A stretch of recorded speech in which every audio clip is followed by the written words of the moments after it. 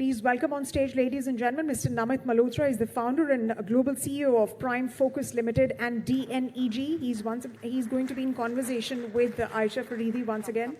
Ayesha, it's over to you. Well, from capital markets to the changing face of cinema, and who better than Namit Malhotra to highlight that? Namit, that's your mic. Thank you, Ayesha. Great to be here. So, Namit, all about movies. I mean, your family has been in the business for what? Over 40 years now? It's actually, I'm third generation, so almost 75 years. Wow, okay. So you've really seen the entire spectrum, Namit.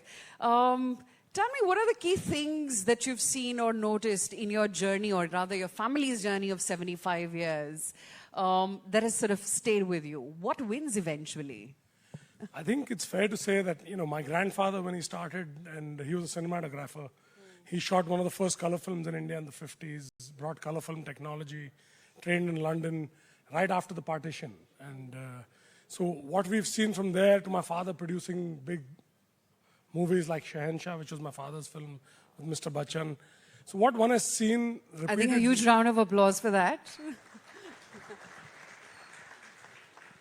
So what one has seen is that there has always been this excitement about how technology is going to enable or enhance the customer experience or the consumer experience. So we've gone from a black and white silent era to sound and then color and then all the different formats that have emerged since then.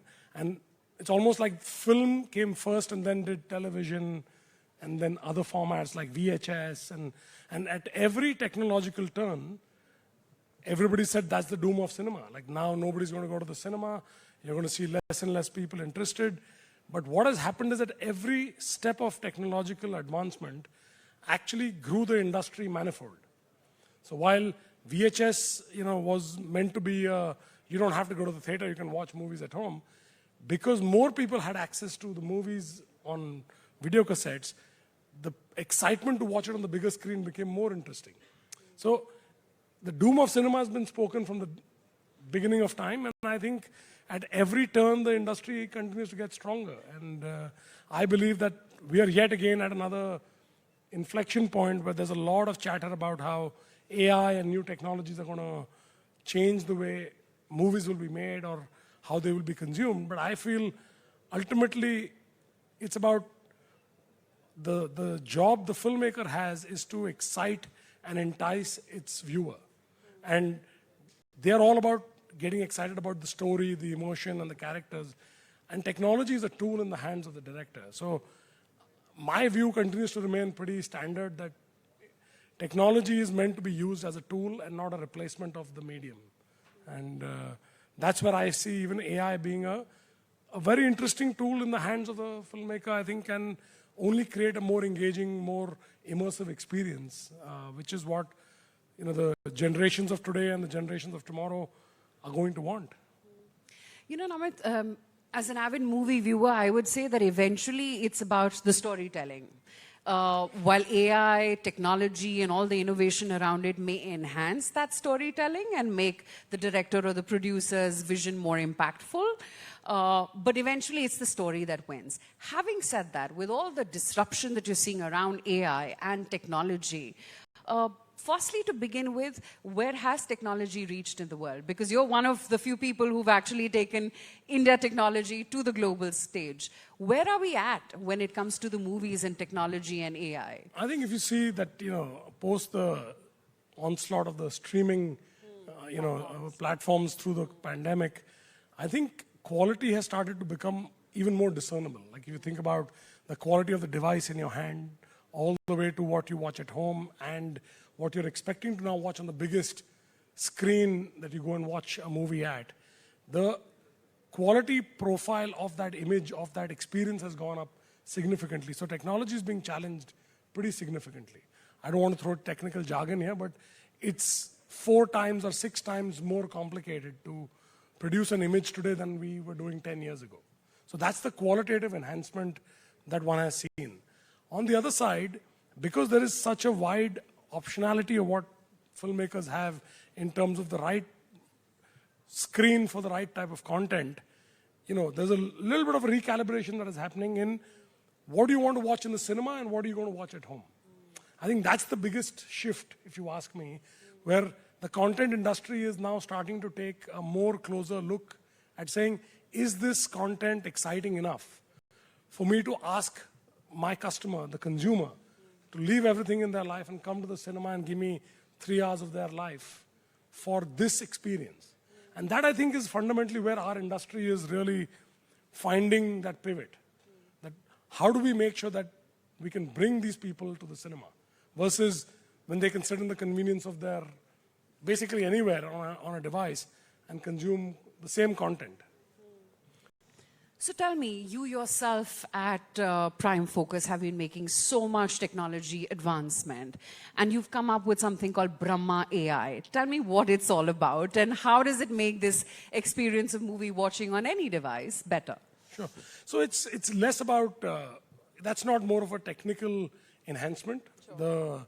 The idea behind creating Brahma AI is to be able to bring, the technology of being able to create digital avatars of people, to immortalize them and to keep them relevant.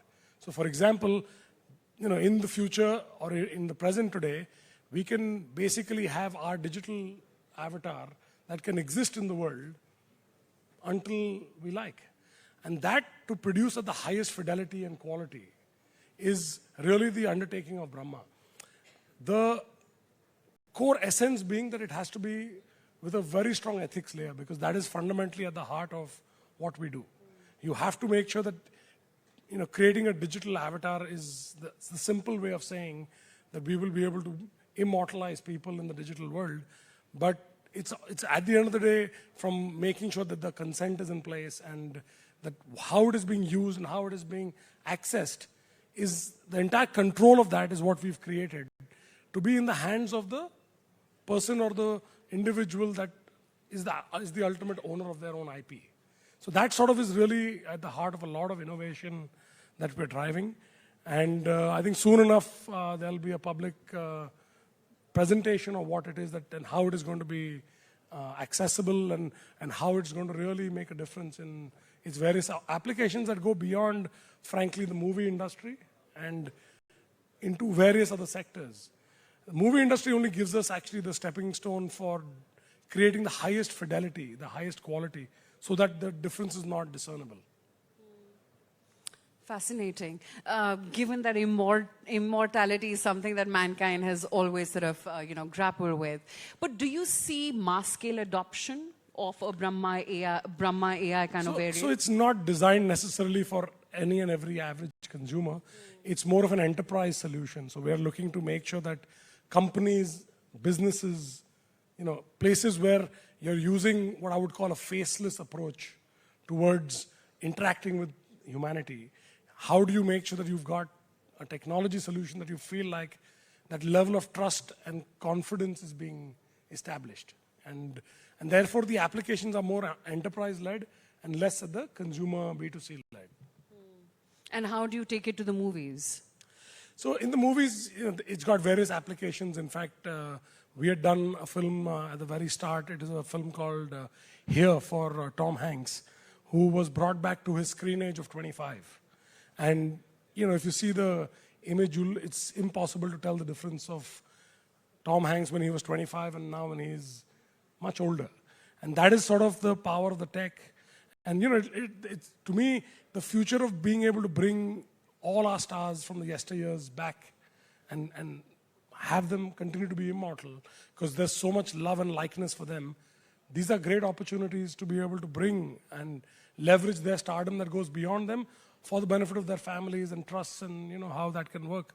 So I feel pretty excited about where this can go, as long as we keep having to remind ourselves that it has to be ethical and it has to be applied in the right way. And that is true for just about anything that we do. It's not specific to this, but yes, this can be misused or abused if you don't have the right security framework around it. I'm quite excited about your upcoming movie, Ramayana. I'm sure all the audiences here as well are. Tell us a little bit more about how technology is going to recreate the age of Ramayana. So for everybody in this audience, obviously Ramayana is our foundation of our culture, of our story, of our history. And, I'll make it a little more personal from where it comes from. So I've spent the last 2 decades almost really trying to establish a foothold in Hollywood. And unlike many other American industries, whether it's financial services, technology, medicine, Indians have had a very strong history and success that has been established. And when I went to Hollywood, I almost saw that, we had no real presence. They didn't really have an appreciation of our industry, of our history, our culture.